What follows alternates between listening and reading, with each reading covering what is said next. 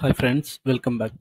இப்போ இந்த வீடியோவில் வந்து நம்ம ஒரு console dot write line versus console dot right இந்த ரெண்டு ஃபங்க்ஷன், இந்த ரெண்டு கமெண்ட்ஸ்க்கான டிஃப்ரென்ஸ் என்ன அப்படின்னு பார்ப்போம்.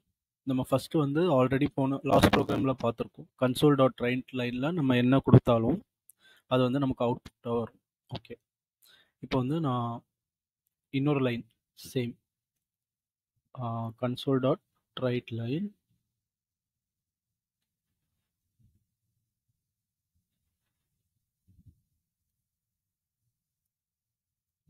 ஹலோ ஸ்டூடெண்ட்ஸ் வெல்கம் அப்படின்னு டைப் பண்ணுறேன். இப்போ வந்து நம்ம இந்த ப்ரோக்ராமில் இஷ்யூஸ் எதுவும் இல்லை, ரன் பண்ணுவோம்.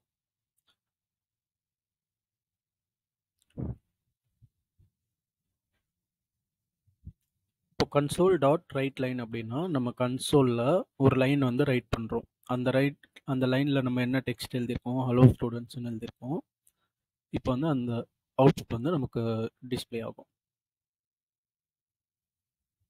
ஓகே, இங்கே வந்து நமக்கு அந்த அவுட்புட் வந்து டிஸ்பிளே ஆகுது. என்ன நம்ம கொடுத்துருக்கோம், ஹலோ ஸ்டூடெண்ட்ஸ், அடுத்து இன்னொரு கன்சோல் டாட் ரைட் லைனில் வந்து வெல்கம் அப்படின்னு கொடுத்துருக்கோம். இப்போது இதே மாதிரி கன்சோல் டாட் ரைட் லைன் மாதிரி இன்னொரு கமெண்ட் என்ன அப்படின்னா கன்சோல் டாட் ரைட். ஓகே, இப்போ வந்து இது கன்சோல் டாட் ரைட்னு சொல்லி இப்போ இந்த கமெண்ட்டை கொடுக்குறோம்.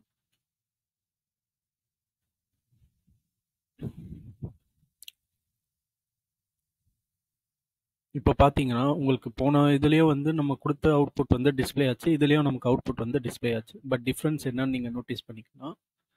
கன்சோல் டாட் ரைட்னு கொடுத்தீங்கன்னா உங்களுக்கு வந்து நெக்ஸ்ட் லைன் வராது. ஐ மீன் இப்போ வந்து என்ன மேஜர் டிஃப்ரென்ஸ்னால், இப்போ கன்சோல் டாட் ரைட்னு கொடுத்தீங்கன்னா இந்த இது வரைக்கும் நமக்கு எண்ட் ஆகிட்டு நம்மளோட கர்சர் வந்து இங்கே இருக்கும்.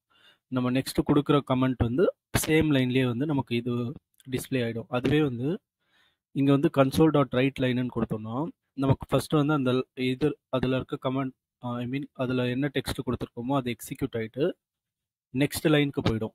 இப்போ உங்களுக்கு நான் வந்து கிளியராக தெரியறதுக்காக சேம் கண்ட்ரோல்ஸ் இப்போ இது கொடுத்துருக்கோம். இது வந்து நம்ம என்ன பண்ணுறோம் அப்படின்னா ஃபஸ்ட்டு ரெண்டுத்தில் வந்து கன்சோல் டாட் ரைட் லைன்னு கொடுக்கும். ஓகே, இப்போ வந்து நம்ம இதை ப்ரோக்ராமை வந்து ரன் பண்ணுவோம். 1 minute. ஓகே, என்ன இப்போ சாரி, எல் வந்து capital console dot write line.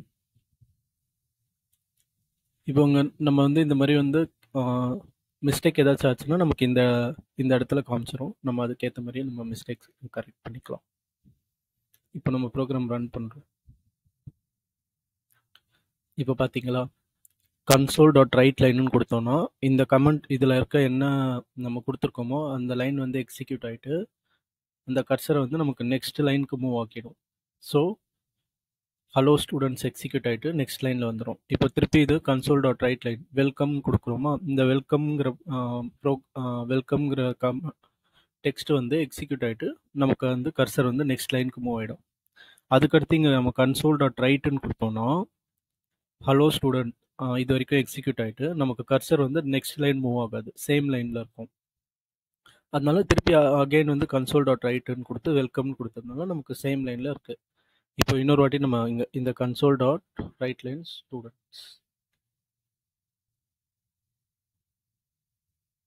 Students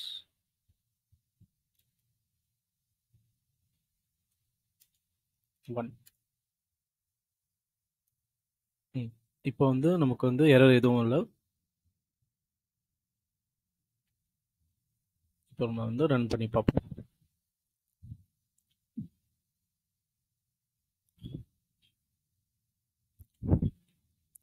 இப்போ பார்த்தீங்கன்னா இது வரைக்கும் வெல்கம் வரைக்கும் எக்ஸிக்யூட் ஆகிடுச்சு.